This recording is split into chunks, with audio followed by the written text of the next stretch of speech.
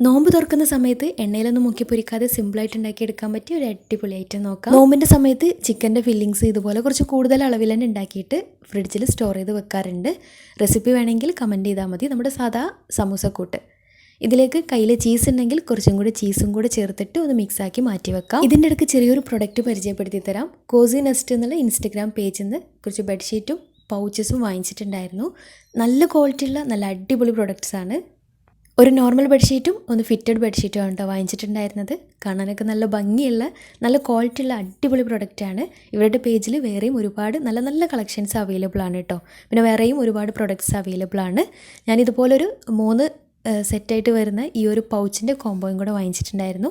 നല്ല ക്യൂട്ടായിട്ടുള്ള അടിപൊളി ഐറ്റം. ഇവരുടെ പേജ് ഞാൻ മെൻഷൻ ചെയ്തേക്കാം, ചെക്ക് ചെയ്ത് നോക്കാൻ മറക്കല്ലേ. അടിപൊളി ഐറ്റംസ്, വേറെയും ഒരുപാട് അടിപൊളി ഐറ്റംസ് അവൈലബിൾ ആണ്.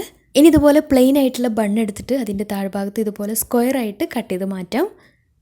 ആ ഒരു പീസിൽ നിന്ന് ഇതുപോലെ ചെറിയ കനത്തിൽ കട്ട് ചെയ്ത് മാറ്റിയതിന് ശേഷം ഇനി ഇതിലേക്ക് നമ്മൾ നേരത്തെ മാറ്റി വെച്ചിട്ടുള്ള ഫില്ലിങ്സ് ഇതിലേക്ക് ഇട്ട് കൊടുക്കാം. ബാക്കി വന്നിട്ടുള്ള ബണ്ണിൻ്റെ പീസിൽ കുറച്ച് വെള്ളം ഒഴിച്ചിട്ട് അതൊരു പേസ്റ്റ് രൂപത്തിലാക്കി എടുക്കാം.